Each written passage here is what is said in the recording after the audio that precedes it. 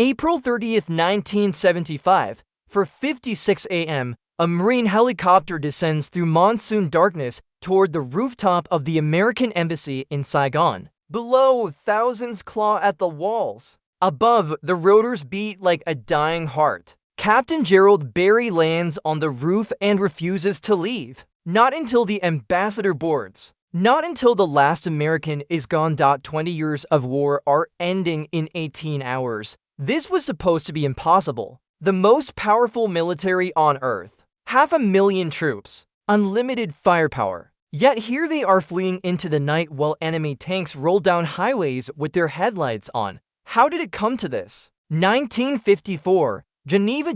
Vietnam splits into at the 17th parallel. A temporary line. Everyone knows elections will reunify the country within 2 years. But American intelligence has a problem. If those elections happen, Ho Chi Minh, the communist revolutionary who defeated French colonial rule, will win 80% of the vote. So the elections never happen. Instead, America backs Dinh in the South, a Catholic nationalist in a Buddhist country. A man who rigs his first election with 133% of the vote in Saigon. His brother supervises. His American advisors recommend moderation. He ignores them. Democracy, he believes, is tested by overwhelming margins. By 1957, Diem denounced the communists' campaign has imprisoned over 65,000 people. Torture becomes routine. The death penalty expands. In the north, Ho Chi Minh watches. In 1959, his forces begin building a supply route through Laos and Cambodia. It will become known as the Ho Chi Minh Trail, the lifeline of a war that will consume the next 16 years. The first two American soldiers die in July 1959, when guerrillas attack their quarters near Saigon. Nobody predicts what's coming. Nobody imagines the scale. 1965. President Lyndon Johnson sends combat troops, not advisors anymore, soldiers. By 1966, there are 184,000 Americans in Vietnam. By 1969, over 500,000. The strategy is called search and destroy. Find the enemy in rural areas. Use overwhelming firepower. The problem is simple. You can't bomb an ideology out of existence. The North Vietnamese receive weapons from the Soviet Union and China. Over $20 billion in aid flows across the border between 1950 and 1970. This isn't just a civil war. It's a proxy battlefield for the Cold War's superpowers. Every bullet carries the weight of competing world orders. General William Westmoreland promises progress. Body counts become metrics of success. Back home, Americans are told the enemy is weakening. Victory is months away. Just a little more time. A few more troops. Then comes January 30th, 1968. Tet Offensive. During the Lunar New Year's sacred holiday, 70,000 North Vietnamese and Viet Cong forces attack simultaneously. 39 provincial capitals, 5 major cities, 71 district towns. A suicide squad even penetrates the grounds of the U.S. Embassy in Saigon before being killed in a firefight.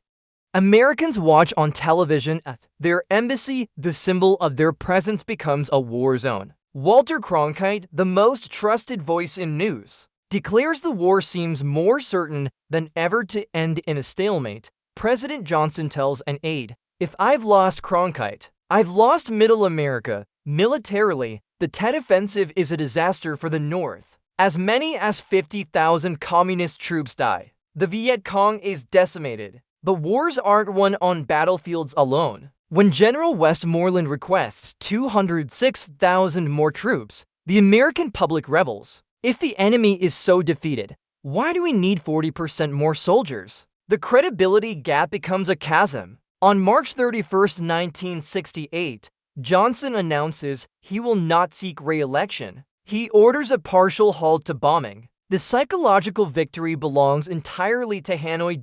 The withdrawal. Richard Nixon inherits chaos. His solution is Vietnamization. Train South Vietnamese forces to fight their own war while Americans go home. It sounds reasonable. It's far too late. By 1973, the Paris Peace Accords are signed. American combat troops leave. But the North never stops. The South grows weaker. American aid dwindles. By 1974, the peace accords are shattered. North Vietnamese forces launched their final offensive in March 1975. They expect it will take 2 years to capture Saigon. It takes 55 days. South Vietnamese troops desert by the thousands. The army disintegrates. When commanders flee, soldiers follow. President Gerald Ford rules out any further military involvement. America watches from across the ocean as its ally collapses. April 29, 1975, Tan Son Nhut Airport comes under artillery fire. The runways are destroyed. Fixed-wing evacuation is impossible. Operation Frequent Wind begins, the largest helicopter evacuation in history. Over 7,000 people lifted from the defense attaché compound and the embassy. Vietnamese civilians scale 14-foot walls. Babies are passed over barbed wire. Families are torn apart in seconds.